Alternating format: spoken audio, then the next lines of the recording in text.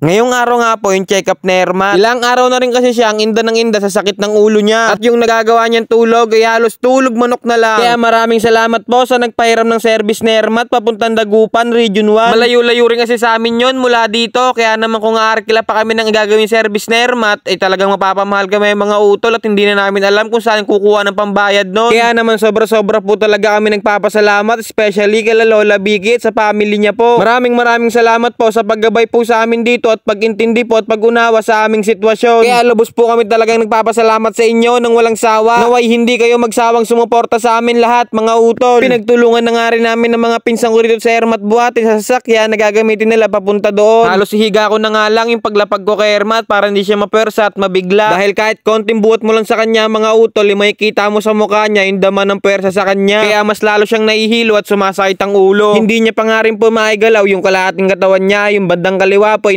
naigalaw niya naman, kaya lang wala pang direksyon kung saan pupunta pag pinapagalaw niya. Itong bandang kanan niya naman ang hindi niya maigalaw mga utol, mula balikat hanggang paa hindi niya pa maigalaw. Kaya alam kong nahihirapan ka na pero laban lang kasi kami nandito lang para suportahan ka. Hindi kami magsasawang gabayan ka palagi, kaya naman kay Erpat double okay ka. Nakagabay sa'yo lahat ng family mo mama, especially sa tita kong maganda. At mula sa puno ma hanggang sa mula ugat, andito rin yung mga pamangkin mo ma, nakagabay at nakasuporta rin sa'yo. Kaya laban lang dahil nandito kami lahat ng family mo mama, lumalaban kasama mo. Itong napakagwapong tito ko nga magmamaneho sa kanila papunta doon. Isanla na lang kaya natin yung kumikinang-kinang sa sombrero mo dyan tol. At syempre hindi pwedeng mawala yung tita ko dyan. At parang napansin ko tol parang nag-usap-usap talaga sila sa damit nila. O, tignan nyo naman pare-pare sila kulay brown. Hindi na nga tayo pwedeng sumama dyan mga utol, kaya naman inaasar-asar na tayo rito ng tita ko. Tignan nyo naman Kailangan ko rin kasi talagang maiwan dito mga utol dahil yung mga pinaghigaan ni Ermat ay ibibilad pa natin yung sa initan. At para mamaya pagbalik nila ay maayos na ulit yung hihigaan ni Ermat. At itong araw na to mga utol may client ako nento, meron akong tinatuan at kahit papaano ay naka-sideline tayo pambili ng gamot ni Ermat. Mga bandang hapon dumating na nga to sila Ermat, nagtatatu pa nga ako sa mga oras na to pero tinigil ko na muna para masikaso at maipasok si Ermat. Maraming salamat sa tito kong napakagwapo na siyang naging driver nila. At kung napansin nyo naman kanina mga utol na walang hos yung ilong ni Ermat kanina ngayon pinalagyan na nila kasi hindi pa siya nakakain ng maayos, kailangan pa talagang padaanin sa hos mga utol. At sabi naman ng doktor ni Ermat kailangan daw siya ma-admit para maobserbahan siya. Pero hindi pumayag yung utol ko dahil wala kaming sapat na pinansyal pambayad ng mga bills at mga gastusin dun sa ospital. Hanggat maaari kami na ang mag-aalaga kay Ermat para mas makatipid. Kaya laban lang dahil nandito kami lahat para sa'yo. At sa ngayon niresetahan na muna si Ermat para sa sakit ng ulo niya. Sa Lunes na nga lang daw po ulit ang next check up niya, kaya magpahinga ka na dyan muna